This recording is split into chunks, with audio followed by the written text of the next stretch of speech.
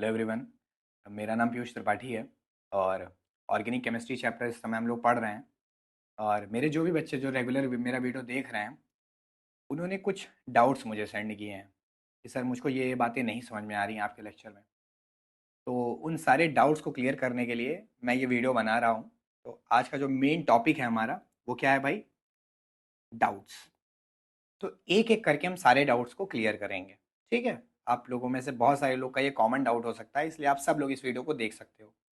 तो सबसे पहला जो डाउट है वो क्या है कि सर आपने आईयूपीएसी का जिक्र किया था अपनी वीडियो में। क्या आईयूपीएसी सिर्फ ऑर्गेनिक कंपाउंड्स का नॉमेनक्लेचर करती है? ये डाउट पूछा गया है हिमांशु के द्वारा। तो इन्होंने क्या पूछा है कि ऑर्गेनिक कंपाउंड का ही सिर्फ नाम रखती है क्या आईयूपीएसी, या फिर इनऑर्गेनिक और फिजिकल का भी, मतलब इनऑर्गेनिक कंपाउंड का भी, इनऑर्गेनिक कंपाउंड का भी? तो इसका मैं आपको जवाब दूं,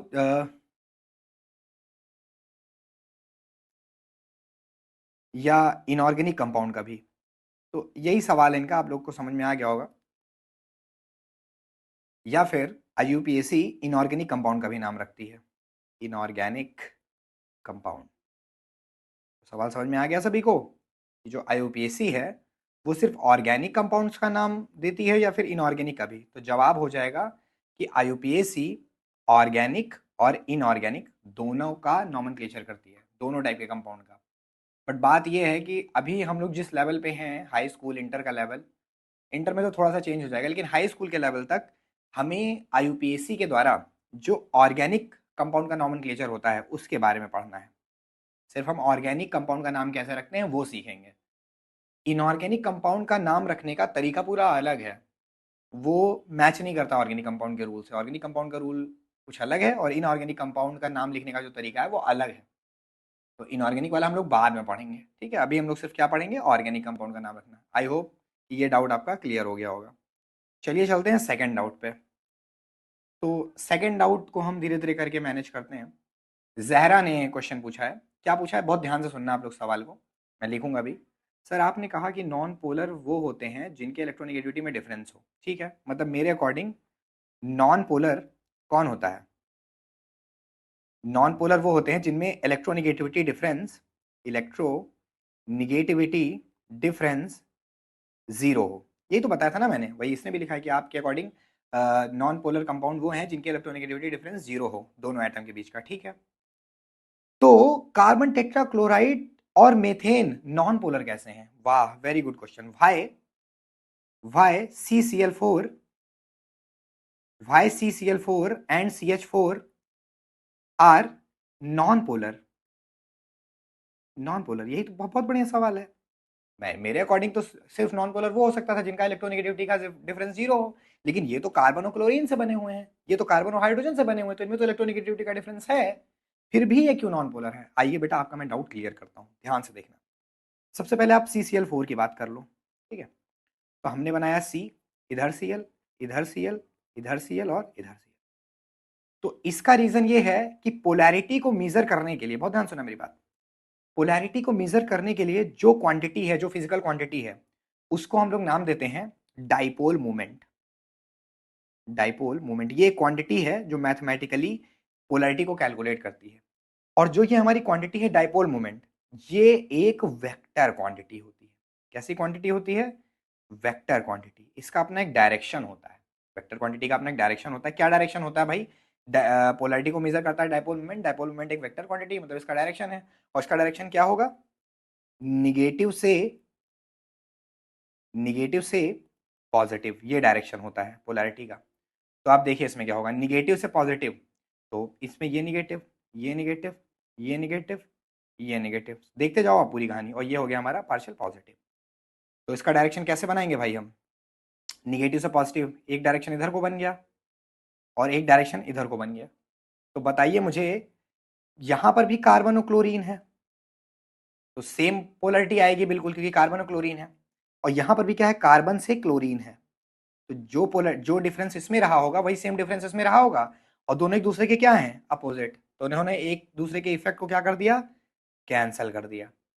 ऐसे ही जो जो ये वाला इधर से इधर को पोलरिटी बन रही थी और जो इधर से इधर को पोलरिटी बन रही थी, ये भी कार्बन और क्लोरीन के बीच में, तो सेम बॉन्ड लेंथ और सेम चार्ज, तो इसकी वजह से इसमें भी क्या हुआ, दोनों का मैग्नीट्यूड बिल्कुल सेम है, एक दूसरे के अपोजिट है, तो इन लोगों ने भी इधर कैंसिल मार दिया एक दूसरे को।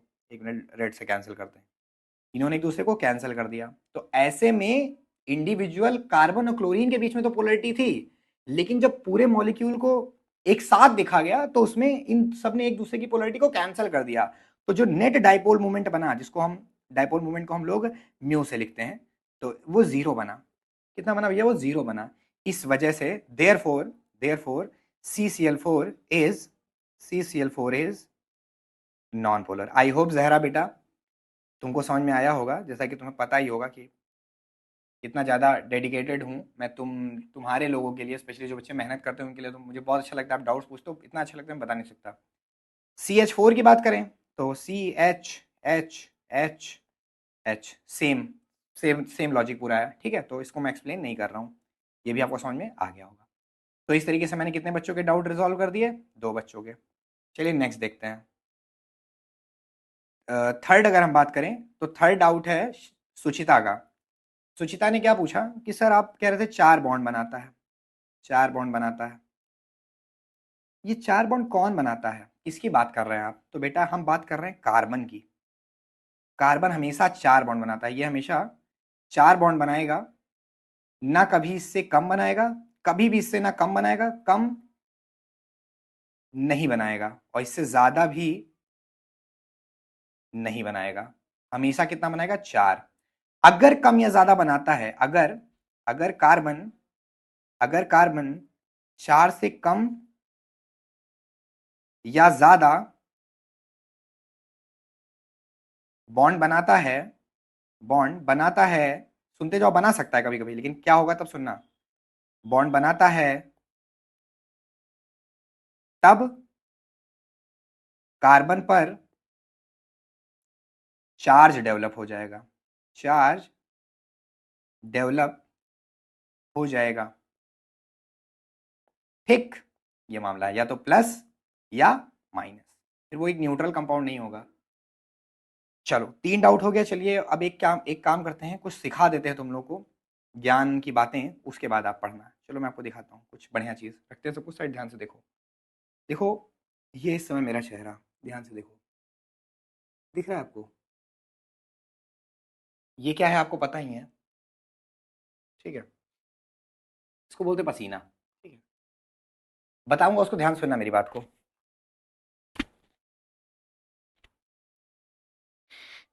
ये पसीना जब इंसान को निकलता है ना, तो वो एहसास होता है गर्मी का।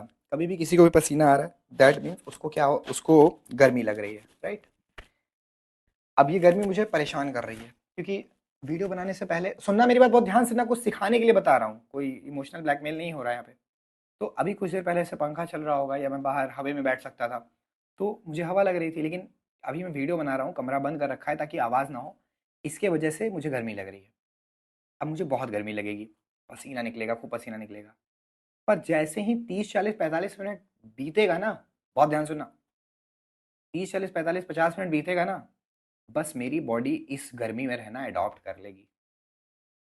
वो ये जो 50 मिनट का टाइम है जिसमें मुझे बहुत ज़्यादा पसीना आ रहा है, ये मेरे पेशेंस को चेक करने के लिए है। अगर इसमें मैं हार गया तो मैं बंद करके बाहर जा सकता हूँ, और अगर मैं इसमें अड़ा रहा तो फिर गर्मी का जो इफेक्ट है वो मेरे ऊपर काम करना बंद कर देगा, फिर उतनी गर्मी मेरे लिए नॉर्मल हो जाएगी। मॉरल ऑफ द स्टोरी, कोई भी आप अच्छा काम करने बैठोगे जो आपकी ज़िंदगी को बना रहा हो, तो उसमें आपको ऐसी तकलीफ़ें आएंगी, गर्मी की नहीं, कोई दूसरी तकलीफ आएगी। पर अगर आप थोड़ा सा पेशेंस रख के उस तकलीफ को झेल लो थोड़ा देर, फिर आपके लिए वो तकलीफ आपके सामने ऐसे कर देगी, खत्म। आई बात समझ में? चलो ठीक है, चलिए चलते हैं अपने नेक्स्ट डाउट पे, ठीक है, नेक्स्ट देखते हैं। अब आ जाते हैं अपने अनस भाई पे, आ जाएं क्या? ठीक है, अनस भाई पे आ जाते हैं। हाँ, देखते हैं इन्होंने क्या भेजा, ध्यान सुनना। एक कोई क्वेश्चन है उससे रिलेटेड इसने बात को। अच्छा, एक किसी बच्चे ने मुझसे, हाँ अभी जहरा का डाउट क्लियर नहीं हुआ है, जहरा का भी अभी एक डाउट और बचा हुआ है, उसको भी सुन लो, ठीक है। क्या डाउट है, सुनना ध्यान से। दूसरा डाउट जहरा का ये है कि जो हाइड्रोकार्बन्स होते हैं, हाइड्रोकार्बन्स, इनका फिजिकल स्टेट क्या है? पूरी बात बोला करो बेटा ना, फिजिकल स्टेट बोलते हैं उसको। Physical state. खाली स्टेट बोलोगे तो कुछ भी हो सकता है वो, लेकिन फिजिकल स्टेट पूछोगे या स्टेट ऑफ एग्जिस्टेंस पूछोगे तो उसने पूछा था क्या है इनका फिजिकल स्टेट। ये सॉलिड होते हैं, लिक्विड होते हैं, या गैस होते हैं। तो मैं आपको बता दूं बेटा, कोई भी जो हाइड्रोकार्बन होता है, ध्यान से मेरी बात सुनना, तो हाइड्रोकार्बन में कोई पोलर ज्यादा पोलरिटी होती नहीं है, कोई आयनिक कंपाउंड तो होता नहीं, कोवेलेंट है, कोवेलेंट है। और लगभग लगभग नॉन पोलर रहते हैं सारे के सारे, बहुत कम पोलरिटी होती है, अगर किसी में होती भी है तो बहुत कम पोलरिटी होती है, नॉन पोलर होते हैं। जिसके वजह से इनका जो enter molecular force of attraction होता है वो बहुत कम होता है। मतलब एक मॉलिक्यूल दूसरे मॉलिक्यूल को, ध्यान से सुनते रहना मेरी बात, एक मॉलिक्यूल दूसरे मॉलिक्यूल को बहुत कम अट्रैक्ट करते हैं, इनके बीच में जो अट्रैक्शन है वो काफ़ी ज़्यादा कम है। तो जब अट्रैक्शन काफ़ी ज़्यादा कम होगा तो सारे मॉलिक्यूल एक दूसरे से क्या रहेंगे, दूर दूर रहेंगे बच्चों, सारे मॉलिक्यूल एक दूसरे से दूर दूर रहेंगे। तो बेसिकली इनका जो स्टेट होता है हाइड्रोकार्बन का वो होता है गैस। क्या होता है, गैस। बट सुनो अभी ध्यान से, आगे चल के आप एक कॉन्सेप्ट पढ़ोगे, उस कॉन्सेप्ट में आपको यह बताया जाएगा कि कोई भी कंपाउंड जितना भारी होता जाता है, मोलर मास समझते हो ना कि कितने ज्यादा उसमें कार्बन इन्वॉल्व है, कितने ज्यादा हाइड्रोजन है, तो जितना ज्यादा मोलर मास बढ़ता जाता है कंपाउंड का बॉइलिंग पॉइंट भी उतना ही ज्यादा बढ़ता रहता है। मतलब मोलर मास अगर बढ़ेगा तो कंपाउंड का बॉइलिंग पॉइंट भी बढ़ेगा। तो बॉइलिंग पॉइंट बढ़ेगा तो मतलब क्या हो गया है, बॉइलिंग पॉइंट ज्यादा हो रहा है, इसका मतलब क्या हो रहा है कि कंपाउंड अब अपने आप को आसानी से बॉयल नहीं करना चाह रहा है। दैट मीन्स इस चीज का पूरा मोरल जो निकल के आएगा, ये बात तुम्हें समझ में आई हो चाहे ना समझ में आई हो, आगे समझ में आ जाएगी कभी, लेकिन तुम इतना जानो कि जैसे जैसे हम हाइड्रोकार्बन में, जैसे जैसे हम हाइड्रोकार्बन के हायर मेंबर्स में जाएंगे, हायर मेंबर्स में, मतलब पहले एक कार्बन लिया, दो कार्बन लिया, तीन कार्बन लिया, तो तीन चार कार्बन तक तो मामला लिक्विड रहता है। जैसे हम हायर मेंबर पे जाएंगे कंपाउंड लिक्विड बनने लगेगा। मतलब जो हायर मेंबर रहते हैं वो किस स्टेट में रहते हैं, लिक्विड। और हायर मेंबर पे जाएं अगर, और हायर मेंबर, और हायर 10-12 कार्बन वाले, तो क्या होने लगेंगे, सॉलिड। मतलब आपको समझ में क्या आया, लोअर मेंबर्स, लोअर मेंबर्स क्या रहते हैं, लोअर मेंबर्स गैस, मिड वाले मेंबर्स, लोअर मेंबर के बाद जो आते हैं मिड मेंबर्स, वो क्या होते हैं, लिक्विड। और बहुत ज्यादा कार्बन वाला मेंबर ले लेंगे, 8 7 8 9 कार्बन वाला, तो हायर मेंबर बोलेंगे उनको। वो किस में रहेंगे, सॉलिड में। आई थिंक तुम्हें बात क्लियर होगी। लोअर मेंबर मतलब 1 से लेके 4 कार्बन तक, मिड मेंबर मतलब 5 से लेके 7 8 कार्बन तक, और 8 हायर मेंबर का मतलब 7 8 से ज़्यादा। एग्जैक्ट नंबर मुझे ध्यान नहीं है। तो ये होता है हाइड्रोकार्बन का सीन, ठीक है। आई होप तुम्हें ये भी समझ में आ गया होगा। अब पहुंच जाते हैं अपने अनस भाई के कॉन्सेप्ट पे, मतलब अनस भाई के डाउट पे। तो इसने एक क्वेश्चन पूछा है,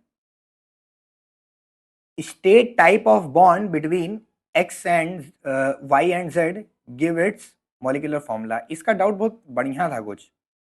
हाँ मुझे कुछ याद आ रहा है, मैं एग्जैक्टली सवाल पढ़ के बताऊं क्या, element X Y and Z have atomic number. ठीक है देखो, एक्स वाई जेड तीन एटम है, मैं तुम्हारा डाउट भी समझ गया क्योंकि मैंने उस दिन सवाल पढ़ा था ये वाला। एक्स वाई जेड तीन एटम है जिनका एटॉमिक नंबर दिया हुआ है 6, दिया गया 6 9 और 12, 6 9 और 12। तो इनका इलेक्ट्रॉनिक कॉन्फ़िगरेशन और फटाफट लिखते हैं, 2 4, इसका क्या हो जाएगा 2 7, और इससे क्या हो जाएगा 2 8 2। तो लास्ट क्वेश्चन जो हमारा है वो वाई और जेड से रिलेटेड है, वाई एंड जेड से रिलेटेड, तो बाकी हम सब छोड़ते हैं, खाली इस वाई एंड जेड पे फोकस करते हैं। तो यार वाई जो है, वाई, वाई के वैलेंस शेल में कितने इलेक्ट्रॉन, 7। मतलब ये एक इलेक्ट्रॉन गेन करना चाहता है, ध्यान समझना अनस। और जेड का क्या है मामला, इसके वैलेंस शेल में 2 इलेक्ट्रॉन है, तो ये क्या करना चाहता है, 2 इलेक्ट्रॉन लूज करना चाहता है। तो सबसे पहली बात जो तुम्हारे दिमाग में आ रही थी कि हाँ ये एक इलेक्ट्रॉन लूज कर दे, ये 2 गेन कर दे, कैसे होगा, क्या होगा, मैं बहुत अच्छे से तो नहीं ध्यान है, डाउट किया था, पढ़ लेता हूं। क्या होगा भैया, यहाँ वाई को एक इलेक्ट्रॉन की जरूरत है, ठीक है बेटा बिल्कुल सही, देखो वाई को एक इलेक्ट्रॉन की जरूरत है, पर जेड को दो दो लूज करना है, तो म्यूचुअल शेयरिंग हो जाएगी एक इलेक्ट्रॉन की। म्यूचुअल शेयरिंग का ऑप्शन तुरंत खत्म कर देना, अगर ध्यान से सुनो मेरी बात, म्यूचुअल शेयरिंग तुरंत क्रॉस कर देना अगर अगर अगर एक इलेक्ट्रॉन देना चाहे, मतलब इलेक्ट्रॉन देना चाहे, कोई इलेक्ट्रॉन देना चाहे और कोई इलेक्ट्रॉन लेना चाहे, कोई इलेक्ट्रॉन लेना चाहे।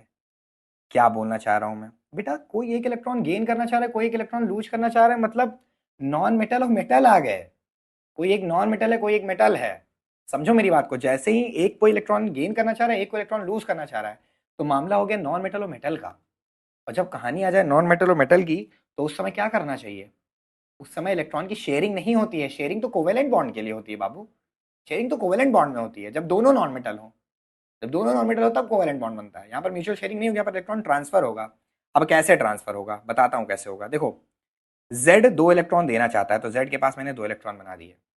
और जो हमारा Y है वो एक इलेक्ट्रॉन लेना चाहता है, तो Y तो एक ही इलेक्ट्रॉन लेगा, सात है उसके पास। क्रॉस करके बना दो, चलो 1 2 3 4 5 6 7। एक और, तो जैसे Y तो एक ही इलेक्ट्रॉन लेगा, तो केवल एक Y इसका काम नहीं पूरा कर पाएगा, दो Y चाहिए होंगे, तो एक और Y बनाओ। समझ गया ना? जैसे एक दो लूज करना चाह रहा हो, एक एक गेन करना चाह रहा है, तो जाहिर सी बात है यहां पर जब लूज और गेन का कहानी आ जाए, मतलब एक कोई इलेक्ट्रॉन लूज करना चाहे, एक कोई गेन करना चाहे, तो उस सिचुएशन में कभी भी म्यूचुअल शेयरिंग का आइडिया मत लाना दिमाग में, ठीक है? कभी भी नहीं लाना है म्यूचुअल शेयरिंग का आइडिया, क्योंकि म्यूचुअल शेयरिंग होगी ही नहीं ना उस समय। म्यूचुअल शेयरिंग तो होगी ही नहीं ना। म्यूचुअल शेयरिंग तो कोवेलेंट बॉन्ड बनने के लिए होती है, जब दोनों नॉन मेटल हो, ठीक है? तो समझ में आ गया होगा आई थिंक तुम्हें मैं क्या कहना चाह रहा हूँ। तो यहाँ पर हम दो वाई बनाए, क्योंकि जेड दो देना चाहता है और वाई एक लेना चाहता है, तो अकेला एक वाई कहाँ ले पाएगा भैया, दोनों वो एक ही लेना चाहता है, दो वाई बना लो। लो देखो, सात बना दिए, एक लेना चाह रहा है। अब देखो, ये एक इधर से दे दिया और एक इसको इधर से दे दिया, तो कहानी क्या आ गई देखना। वाई के पास सात खुद के थे, देखते जाओ खाली आप, बेहतरीन। और एक इसने गेन कर लिया, तो गेन करने की वजह से इसके ऊपर क्या आ गया, माइनस। ऐसे सिमिलरली यही सेम चीज दूसरे वाले आइटम के साथ भी हो गई। कॉपी कर लेते हैं इसको, ये देखो, ठीक है। और Z ने क्योंकि दो इलेक्ट्रॉन लूज कर दिए हैं, Z ने दो इलेक्ट्रॉन लूज कर दिए हैं, इसलिए Z के ऊपर आ गया 2+। क्या आ गया, 2+।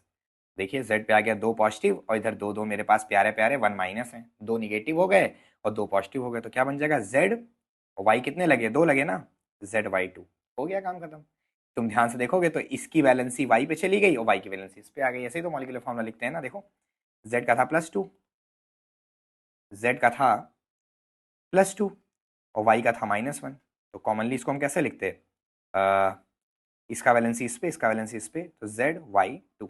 देख रहे हो कितना लॉजिकल है? और ऐसे देखो तो दो y थे, दो बार y था, एक बार z था, तो हमने क्या किया, z एक बार लिखा, y दो बार लिखा।